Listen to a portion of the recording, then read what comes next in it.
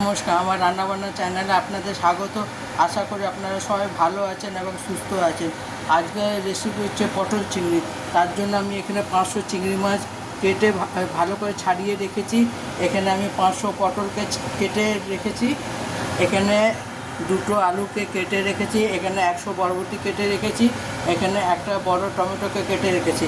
এখানে 1 কুচি আদা আর দুটো কাঁচা লঙ্কাকে কেটে রেখেছি। গ্যাসে কড়াটা বসিয়ে দিয়েছি। চলুন, গ্যাসে কড়াটা বসিয়ে তেলটা বসিয়ে দিচ্ছি। এবার আলুটা আমি ভেজে নেব।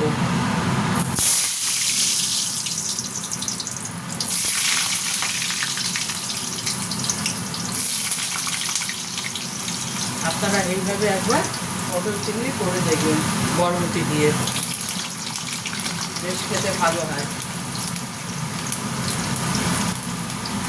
এটাকে আমি একটু লাল লাল করে ভেজে নেব।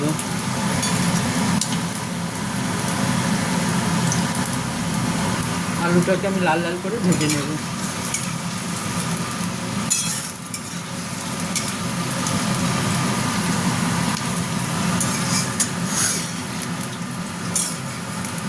এটাতে আমি কোনো রসুন টসুন কিছুই দেব না।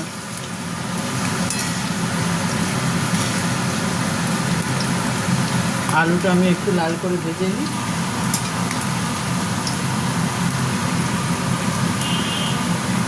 এটাতে আমি পেঁয়াজ রসুন কিছুই দেব না। পেঁয়াজ রসুন গুঁড়ো লঙ্কা কিছুই দেব না। শুধু কাঁচা লঙ্কা, জিরে গুঁড়ো, ধনের গুঁড়ো দিয়ে তৈরি করব। গরমে বেশি রিচ খেতে ভালো লাগে না,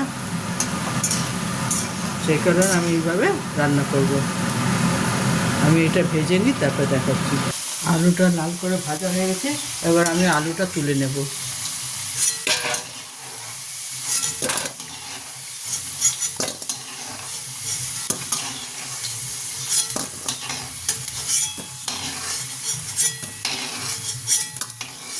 এরপর আমি পটল দেব।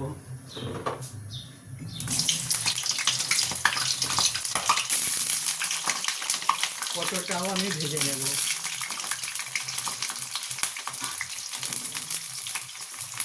তাহলে খেতে বেশ ভালো লাগবে।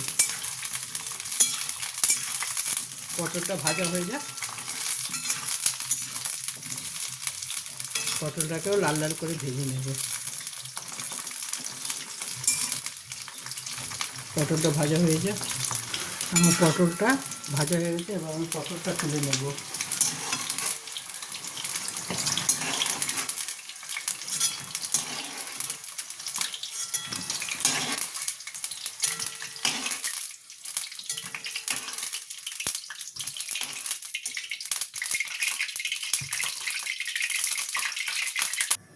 এরপর আমি রাঁধুনির ফোড়ন দেব। আপনারা চাইলে জিরের ফোড়ন দিতে পারেন, আমি রাঁধুনির ফোড়ন দিলাম। এরপর আমি চিংড়ি মাছটা দিয়ে দেবো।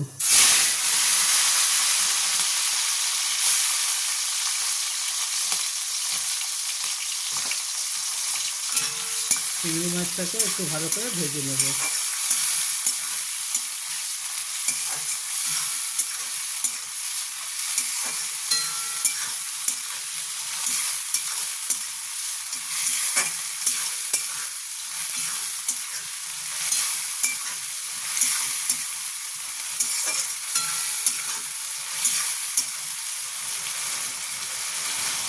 এরপর আমি আদা কাঁচা লঙ্কা বেটে রেখেছিলাম, সেটা দিয়ে দেবো।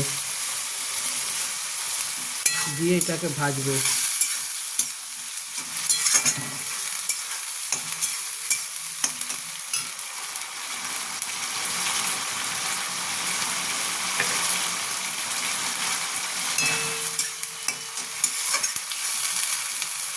এরপর আমি জিরে গুঁড়ো, ধনের গুঁড়ো, হলুদের গুঁড়ো দেবো।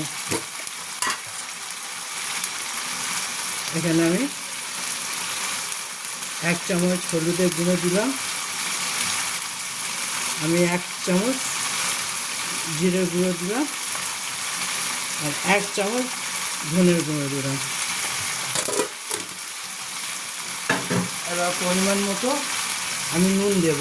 আপনারা যে যার স্বাদ অনুযায়ী নুন দেবেন। আমি বেশি নুন দেব না, দরকার পড়লে পরে আবার নুন দেব।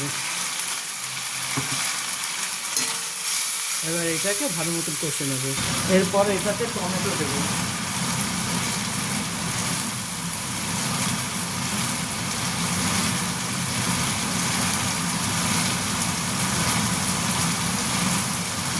টমেটো দিয়ে এটাকে ভালো মতন আমি কষবো। এটা কষা হয়ে এটা ভালো মতন আমি কষে নেব। টমেটোগুলো সেদ্ধ হয়ে গেছে।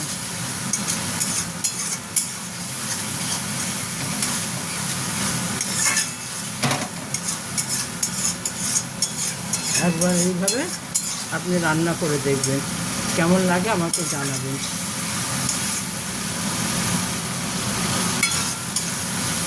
এরপর আমি বরবটিটা দেব।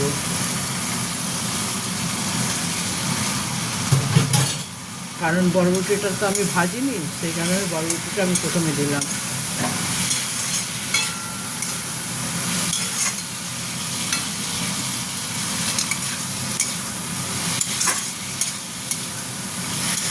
এটাকে কষবো।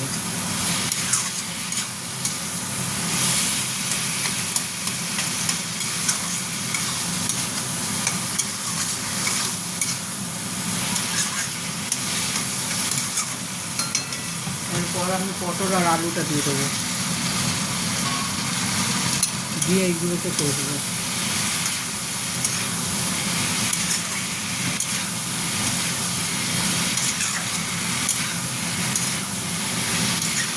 এটাতে আমি খুব একটা ঝোল রাখবো না, কারণ এটা আপনি ভাতের সঙ্গে, পরোটার সঙ্গে, রুটির সঙ্গে, যেটার সঙ্গে ইচ্ছে খেতে পারবেন।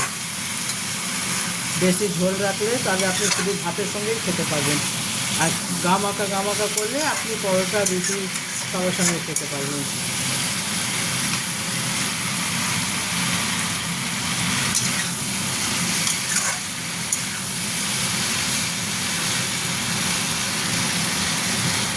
আমি টমেটোর কথাগুলো তুলে ফেলে দিচ্ছি,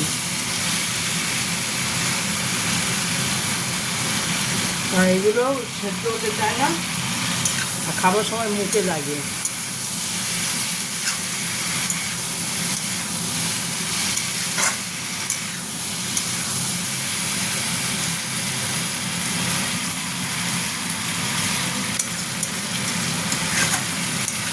আপনারা চাইলে গুঁড়ো লঙ্কা দিতে পারেন, আমি গুঁড়ো লঙ্কা দিইনি।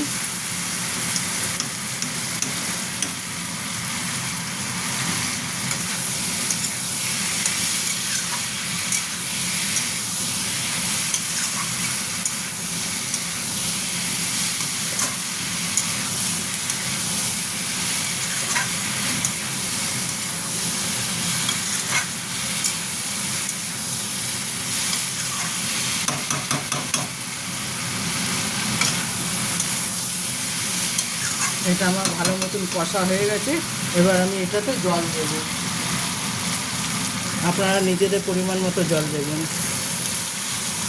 আমি শুধু আলু সেদ্ধ হওয়া পর্যন্ত যতটা জল লাগে ততটা জল দেবো, ব্যাস, আর জল দেবো না।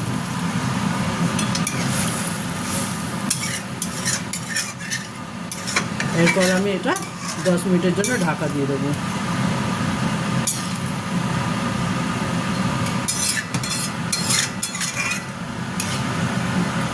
এটা 10 মিনিটের জন্য ঢাকা দিয়ে দেবো। 10 মিনিট পরে আপনাদের দেখাচ্ছি।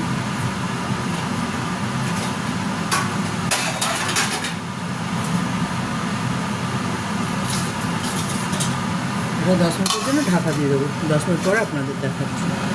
এবার আমি ঢাকাটা সরাবো।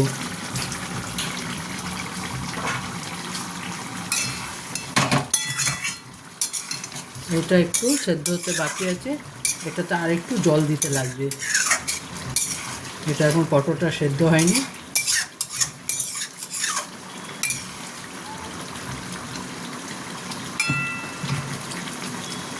আলুটাও একটু সেদ্ধ হতে বাকি আছে।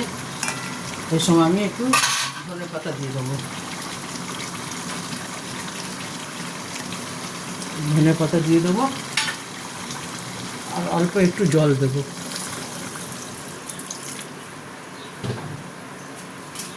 দিয়ে আবার এটাকে ঢাকা দিয়ে দেবো। পটল একটু সেদ্ধ হতে বাকি আছে।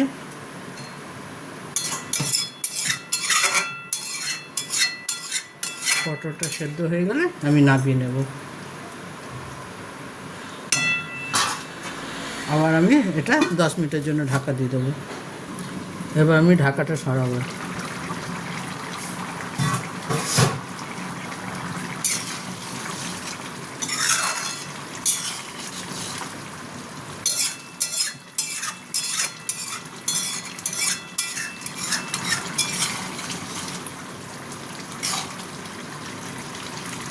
আমার পটল চিংড়ি একেবারে রেডি।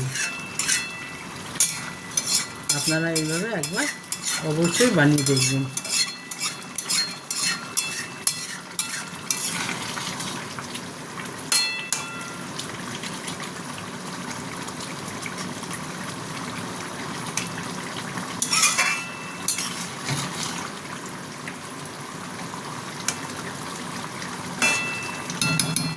এবার আমি এটাকে নামিয়ে নেব। দেখুন আমার পটল চিংড়ি একেবারে রেডি। আপনারা এইভাবে একবার বানিয়ে দেখবেন, কমেন্ট করে আমাকে অবশ্যই জানাবেন। আমার রান্নাবান্নার চ্যানেল মাই স্টাইল দেখার জন্য আপনাদের ধন্যবাদ। ভগবানের কাছে প্রার্থনা করে আপনারা সবাই সুস্থ এবং ভালো থাকুন। আমার চ্যানেলটা এইভাবে দেখবেন, আমাকে সাপোর্ট করবেন, সাবস্ক্রাইব করবেন। থ্যাংক ইউ চ্যানেলটা দেখার জন্য।